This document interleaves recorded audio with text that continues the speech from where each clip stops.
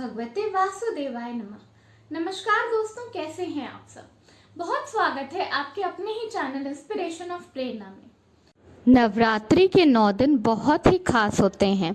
इन 9 दिनों में देवी के 9 स्वरूपों की अलग अलग पूजा की जाती है और बहुत सारी अलग अलग सामग्री चढ़ाई जाती है। ऐसा कहते हैं कि इन 9 दिनों में अलग अलग प्रसाद चढ़ाने से अलग अलग तरह की मनोकामना की पूर्ति होती है और आरोग्य और सुख समृद्धि की प्राप्ति होती है। आज मैं आपको बताऊंगी कि पहले दिन से 9वें दिन तक माँ के अलग अलग स्वरूपों को आपको कौन सा और किस तरीके का प्रसाद चढ़ाना चाहिए। आइए देखें। नवरात्रि के पहले दिन जिस दिन कलश स्थापना करी जाती है, उस दिन देवी माँ के चरणों में शुद्ध गाय के घी को अर्पित करना चाहिए। ऐसा करने से आपको आरोग्य की प्राप्ति होगी। अगर घर में कोई व्यक्ति बीमार है तो ये ज़रूर करें, और अगर घर में कोई बीमार नहीं है तो भी अपने घर के लोगों के स्वास्थ्य के लिए माँ के चरणों में शुद्ध घी ज़रूर अर्पित करें। नवरात्रि के दूसरे दिन माँ को शक्कर का भोग लगाना चाहिए। शक्कर का भोग लगाने के बाद प्रसाद के रूप में अपने घर के सभी व्यक्तियों को शक्कर का प्रसाद ज़रूर दें। ऐसा करने से घर के लोगों की आयु बढ़ती है। नवरात्रि के तीसरे दिन देवी माँ को दूध या खीर का भोग लगाना चाहिए। इसे इतनी मात्रा में लगाना चाहिए कि घर के सभी व्यक्तियों को बांटने के साथ साथ आप इस प्रसाद को किसी ब्राह्मण को दे सकें। ऐसा करने से घर में बहुत सारी सुख समृद्धि आती है। नवरात्रि के चौथे दिन हमें देवी माँ को मालपुए का भोग लगाना चाहिए और उसके बाद इसे गरीबों को या ज़रूरतमंद लोगों को बांट देना चाहिए।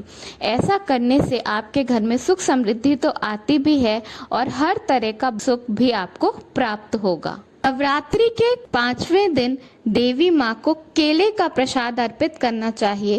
केले का प्रसाद देवी माँ को चढ़ाने से निरोगी काया की प्राप्ति होती है। केले का प्रसाद चढ़ाने के बाद आप केला अपने घर के सदस्यों के साथ साथ और भी आपके घर में जो लोग काम करते हैं या आसपास के लोगों को जरूर बांट दें। नवरात्रि के 6ठे दिन माँ भगवती को शहद का प्रसाद चढ़ाना चाहिए।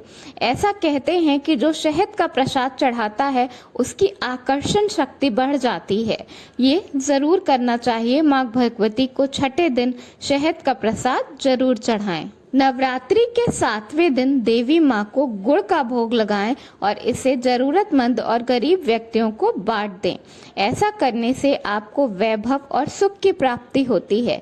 समाज में आपका मान सम्मान बढ़ता है। नवरात्रि के 8वें दिन माँ भगवती को नारियल का भोग लगाना चाहिए और उस नारियल को दान कर देना चाहिए।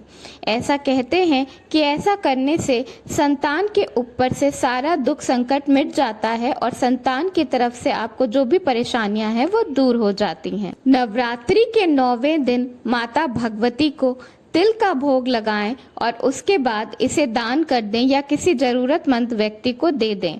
ऐसा कहते हैं कि ऐसा करने से आप पर से अकाल मृत्यु का साया हट जाता है।